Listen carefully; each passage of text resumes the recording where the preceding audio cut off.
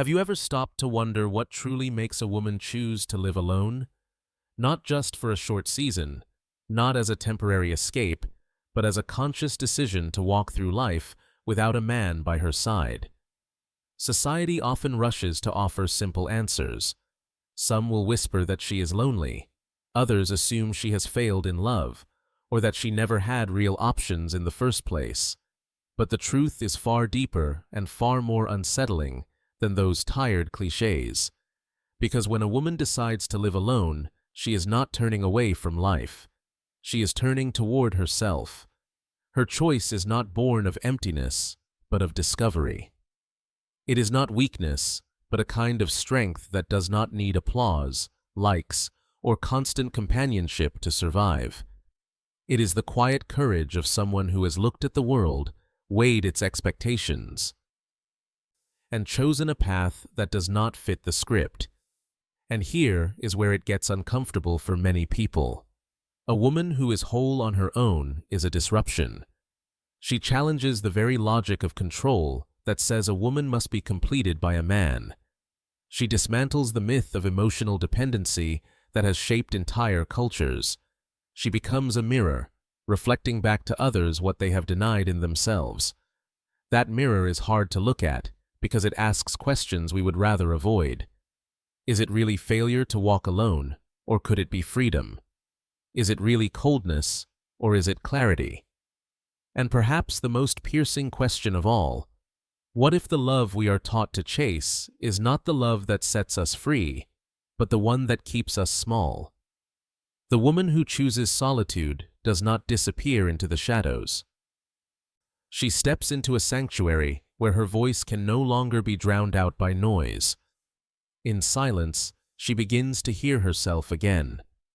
In stillness, she uncovers a kind of freedom most people have never tasted. She is not rejecting the idea of love. She is rejecting a version of love that costs her identity. This is not an easy choice, nor is it a glamorous one. It does not come with applause, flowers, or validation. It comes with long nights of questioning, with the heavy weight of other people's judgment, and with the courage to stand against convention. But what grows from that soil of solitude is something extraordinary. It is a rebirth. It is the return of a woman to herself, whole, unbroken, and unwilling to trade her soul for approval. So the next time you see a woman walking alone, pause before you judge her story. What if she is not lost, but found? What if, in choosing to walk without a partner, she has already discovered the most important relationship of all, the one with herself? Silence. Most people hear the word and immediately think of emptiness, of loneliness, of something missing. But for her, silence is not a void. It is a garden, a private space where strength grows quietly, away from the noise of expectations and the endless chatter of other people's opinions. You see, silence has its own language. It teaches patience. It sharpens intuition. It restores balance. When the world is loud, silence becomes the only place where truth can breathe. And she has learned to breathe there. Not because she wanted to shut herself away, but because she realized that her energy is precious and not everyone deserves to hold it. People often mistake her calmness for coldness. They say she is distant, detached, untouchable. But they don't see the full picture. She is not cold, she is careful. She has burned herself before, giving warmth to those who only wanted to stand close enough to the fire without ever offering their own light in return. She knows what it feels like to be consumed, to keep giving until nothing is left but ashes. And once you have lived that, you no longer hand out your flames so freely.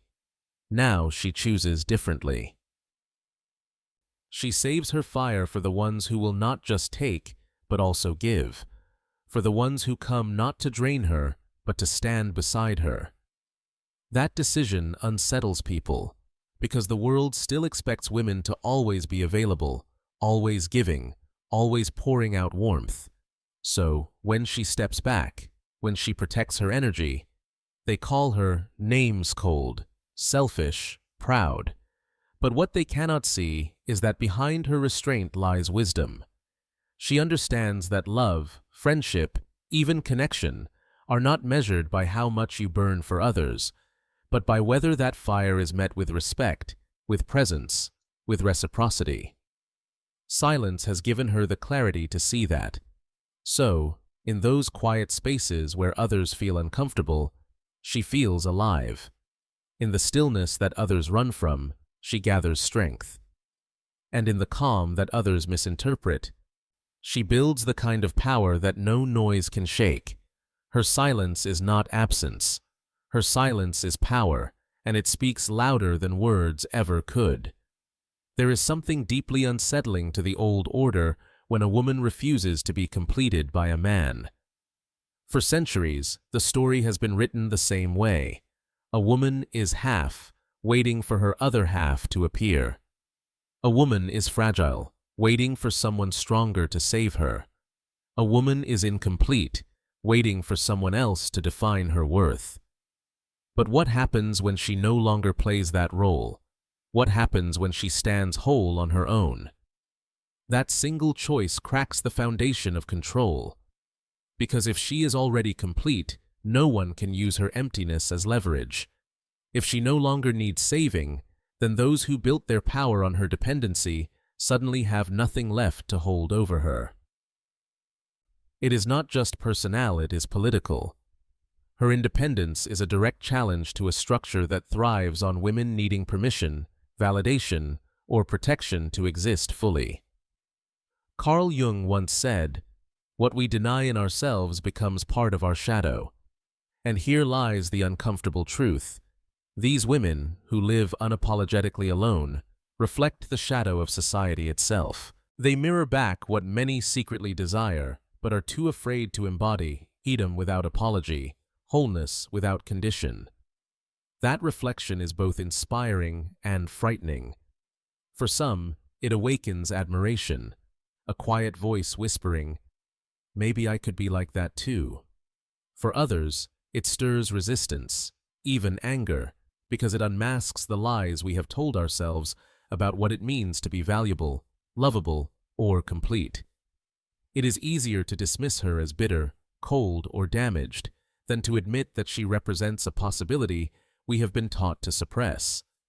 And that is why she causes such discomfort. She is not out there shouting, not marching with banners, not demanding attention. She is simply living, whole within herself. Yet her presence alone dismantles myths that have lasted generations. The myth that a woman must wait. The myth that love without self-loss is impossible. The myth that dependency is destiny. By existing as she does, she exposes the cracks in a system built on imbalance. She is not just breaking rules, she is rewriting the very logic of what it means to be a woman. Love. A word repeated so often, it begins to lose its meaning. For years, she was told love is sacrifice, love is endurance, love is giving, until there is nothing left to give. But one day she woke up and realized that version of love was not love at all. It was dependency dressed up as devotion. It was approval disguised as connection. So she began to redefine what love means. For her, love is not something that shrinks you.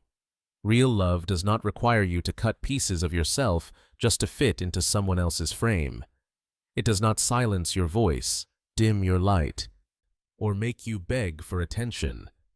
If it does, then it is not love, it is control. And she has no interest in being controlled. When she steps back, when she refuses to give her fire to those who cannot respect its warmth, people misinterpret. They call her arrogant, distant, too proud. But they cannot see the truth. She is not closing her heart, she is protecting it. She did not build a fortress to keep the world out.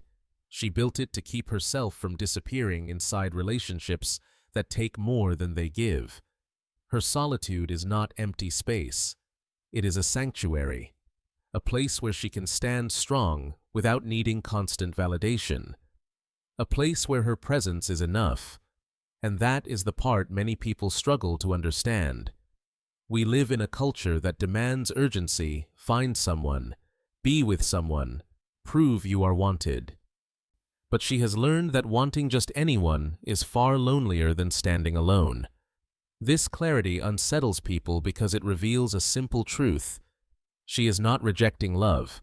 She is rejecting counterfeit love. She is not avoiding intimacy. She is avoiding its shallow imitation. And until something deeper arrives, something that allows her to remain whole, she is content to wait. That waiting is not weakness. It is loyalty to her soul. And in that loyalty lies her strength. She knows now that love is not about losing yourself, but about finding someone who can stand beside you while you remain fully you. That, and nothing less, is what she calls love. Healing does not come wrapped in beauty. It rarely arrives with soft music or gentle lessons. For her, healing was raw. It was nights of staring at the ceiling, asking questions that had no answers. It was moments of breaking down, of admitting she had loved until she lost herself, of realizing she had begged for crumbs that never should have been offered in the first place. But little by little, disappointment transformed. The wounds that once tore her apart began to scar, and scars are different. Scars do not vanish, they remain as reminders. They no longer bleed, but they teach. And that teaching became her foundation. Every time she felt the sting of being overlooked, of being unloved in the way she deserved, she began to see it not as punishment, but as direction, pointing her toward the kind of love she should never accept again. Facing herself was the hardest part. She could distract herself from others, but not from the silence inside. And in that silence, she found ghosts, childhood wounds, old betrayals, attachments she once mistook for love. She had to stand still long enough to see them clearly, to let them surface instead of burying them deeper. That was the real work. And while many run from it, she chose to face it head-on. Healing did not mean she stopped believing in love. It meant she stopped believing in the cheap version of it. The kind that only takes, the kind that forces her to shrink, the kind that disguises need as devotion. Now she knows that love should expand her, not reduce her. Love should strengthen her, not exhaust her. This shift is what people often misread. They say she has grown cold. But coldness is not what you see, it is maturity. It is the wisdom to stop pouring life into places where nothing grows. It is the choice to wait for reciprocity, for presence, for a connection that gives as much as it takes. So when she walks away now, it is not drama, it is clarity. When she says no, it is not arrogance, it is self-respect. And when she chooses silence over empty company, it is not loneliness, it is healing in its purest form. Wholeness. It is a word that sounds simple, yet it carries a weight most people never touch in their lifetime. For her, wholeness did not arrive in a single moment. It came after years of breaking apart, of giving too much, of searching for validation in places that only left her empty. But when she finally gathered those scattered pieces and fit them back into herself, she discovered something society rarely prepares women for: the terrifying strength of being complete on your own. And that strength unsettles people. Because when a woman no longer needs to be saved, the old rules lose their power. Promises no longer impress her. Sweet words no longer distract her. She does not chase charm or status. She is not dazzled by the surface. What she looks for now is presence, depth, and truth. And those are qualities far rarer than the world likes to admit. This is why many find her unreachable. They mistake her standards for arrogance. They call her too much or claim she is too difficult. But the truth is, she is no longer interested in half measures. She does not want someone to complete her because she is already complete. She wants someone who has also walked through their own fire, who has faced their own shadows, who arrives whole and ready to share, not to take. That kind of desire is dangerous, not because it is impossible, but because it demands courage. To be with her, a man must go beyond appearances. He must step into the depths where most people fear to go. He must be willing to be seen, truly seen. With all his flaws and scars, without hiding behind masks. And that level of honesty terrifies many. So yes, she sparks two extremes in the world: admiration from those who understand her journey, and fear from those who still live in halves, waiting for someone else to make them feel complete. But she does not carry that weight for anyone anymore.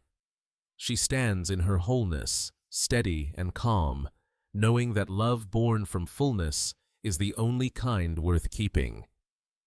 Because once a woman has tasted her own power, she will never again settle for less than reciprocity. And that, more than anything, is the true revolution. Society has always carried a script for women. Grow up, find a partner, settle down, and measure your worth by the titles attached to your name: wife, mother, caretaker. For centuries, this script was treated as truth, as if no other path could lead to fulfillment. But when a woman steps outside that script, when she chooses to live whole and alone, she shakes the foundations of those long-standing expectations. People struggle with this disruption. They call her too picky, too demanding, too unwilling to compromise. But let's pause for a moment. What they label as picky is often nothing more than the bare minimum: a desire for respect, reciprocity, and presence. She is not asking for perfection. She is asking for maturity, for honesty, for someone who meets her where she already stands. Yet because so many have accepted less, her standards look extreme. This is the quiet revolution she represents. By simply being herself, she forces society to confront uncomfortable questions. Why should a woman's value still be tied to her relationship status? Why is independence seen as arrogance rather than strength? Why do we still whisper about single women as if their lives are incomplete stories? She does not raise her voice to argue. She does not waste time defending her choices. Instead, her life becomes the argument. Her peace, her confidence, her clarity, they are the evidence. And in that evidence lies the true challenge. Because every time she walks confidently through the world, she unmasks the myth that happiness can only be found in pairs. She proves that love without self-loss is possible, and that wholeness without a partner is not failure, but freedom. And here's what makes it even more powerful. She is not trying to lead a movement.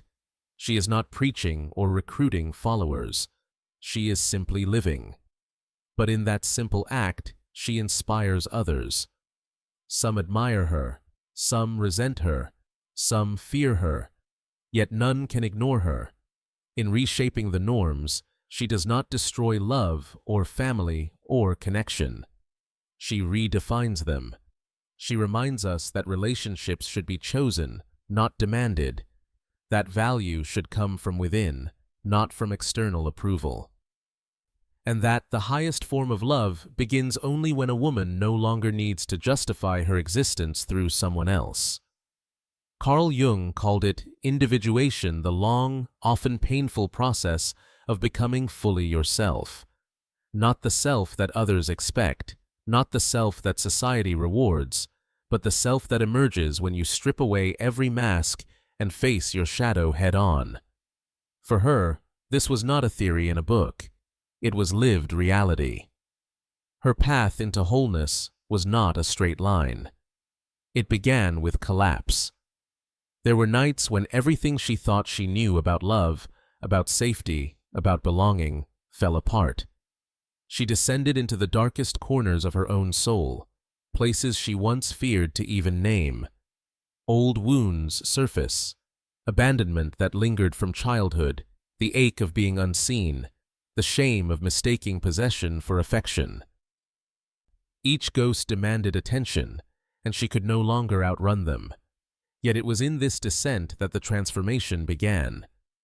Because Jung was right, the tree that grows toward heaven must also send roots down into hell. By facing her personal hell, she discovered truths that no surface happiness could offer. She learned that survival is not the same as living.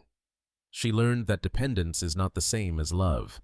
And she learned that silence, when embraced, can be more healing than the loudest approval.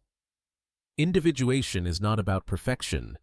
It is about integration, taking the shadow and the light, the pain and the joy, and holding them together without denial. That is what she achieved in those years of solitude. She did not erase her scars. She wore them. She did not reject her past. She wove it into her strength. Piece by piece, she built a self that was not half of anything, but whole in itself. And this wholeness changed everything. She no longer sought relationships to fill a void. She no longer begged for space in someone else's story. Instead, she became the author of her own. This is why she seems untouchable to some, because she is not playing the same game anymore. She does not want rescuers or admirers. She wants equals. She wants souls who have faced their own shadows and returned with the same kind of depth. That, Jung would say, is the essence of individuation. To awaken, not by escaping life, but by meeting it fully within and without, and choosing to remain whole. There comes a point on this journey when logic is no longer enough. Numbers, facts, and arguments cannot explain the quiet certainty that rises inside her. That is when intuition takes over. Intuition is not guesswork. It is not fantasy. It is the wisdom built from wounds, the clarity earned through years of seeing what lies beneath appearances. And now her intuition is sharp. She can feel the difference between presence and performance. A man may bring flowers, speak sweet words, promise a future, but if his energy is hollow, she knows it before he even finishes his sentence. She no longer doubts that instinct. It is her compass, and it rarely fails. This is why she does not open her doors easily, not because she is cold, but because she has learned to protect what took so long to rebuild. Choice has become her greatest power. In the past, she gave herself away too freely. She believed love was about endurance, about proving she could hold on no matter how heavy the weight. Now she understands that saying no can be just as powerful as saying yes. Each no is an act of self-respect, each boundary a declaration that her soul is no longer up for negotiation. And that unsettles people. A woman who chooses with clarity, who refuses to be swayed by charm or fear, is a woman who cannot be controlled. Some call her too guarded, others say she is impossible to please. But the truth is far simpler. She is no longer willing to trade her peace for shallow promises. She would rather walk alone in silence than sit in company that drains her. This does not mean she has closed the door on love. It means she will only open it for someone who arrives with truth, not performance. For someone whose presence feels steady, not rehearsed. For someone who understands that connection is not about possession, but about reciprocity. Her intuition has become the filter, and her choices are the proof.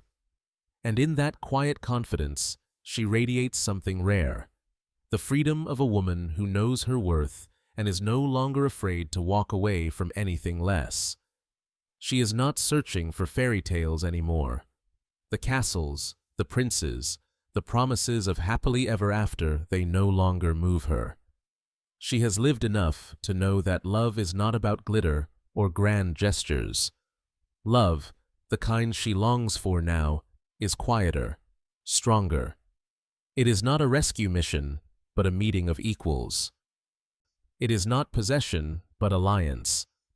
This new kind of love she envisions is a soul alliance. A connection where neither has to shrink for the other to shine. a bond where both can carry their scars without shame, where both can bring their shadows into the light without fear of rejection. She does not want a man to complete her, because she is already whole. She wants someone who has also walked into his own darkness and returned with depth, someone who has faced his own reflection and is no longer afraid of truth. That kind of love is rare. It is not found on every street corner or in every passing smile. It cannot be manufactured by charm or maintained by shallow attraction. It demands maturity, honesty, and courage, the kind of courage that is not afraid of silence, not afraid of stillness, not afraid of intimacy, that goes far beyond touch. And this is why she waits. To many, her waiting looks like pride, or stubbornness, or fear, but it is none of those things. It is loyalty to her soul, to the lessons she has learned, to the clarity she has earned through years of giving too much. She would rather walk alone than settle for a connection that costs her essence.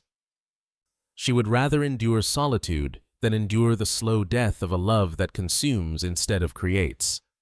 For her, love is not about losing herself, but about overflowing together. She imagines a bond where both stand whole, where laughter and pain, silence and storm, light and shadow are all welcomed. A love where she is not edited, not tamed, not dimmed. That is what she calls real love. And until that kind of love arrives, she chooses to remain alone, not because she has given up, but because she has finally understood what she deserves. So here we arrive, at the quiet end of her story, or perhaps the beginning of a new one. A woman who lives alone is not broken. She is not lost. She is not waiting for rescue. She is living proof that solitude can be strength, that silence can be sanctuary, and that self-love is not selfishness, but survival. The world may continue to misunderstand her. Some will call her arrogant. Others will whisper that she is incomplete. But she knows better now. She knows that to settle for less than truth is to betray herself. And betrayal of the self is the one wound she will never allow again. What unsettles people most is not her solitude, but her peace. They see her walking through life with calm eyes, with steady breath, with a quiet confidence that does not beg for applause, and it forces them to question their own lives. Because if she can be whole without someone else, then what excuse do they have for clinging to relationships that diminish them? And maybe that is her greatest gift and her greatest revolution. She is not here to prove anything. She is not here to fight or convince. She is simply here to be, to exist fully, without apology, without compromise. And in doing so, she lights a path that others too may follow when they are ready. Love will still come for her, but when it does, it will not arrive as salvation. It will come as celebration. It will not fill her because she is not empty. It will not complete her because she is not half. It will only add to the wholeness she already carries. And that is the kind of love worth waiting for. So if you see a woman who walks alone, do not pity her. Do not rush to explain her choices. Instead, understand this. She has made a pact with herself never to lose who she is again. And in that vow lies a power that cannot be taken, cannot be diminished, cannot be controlled. The awakened woman does not beg. She does not bow. She simply is. And that is more than enough.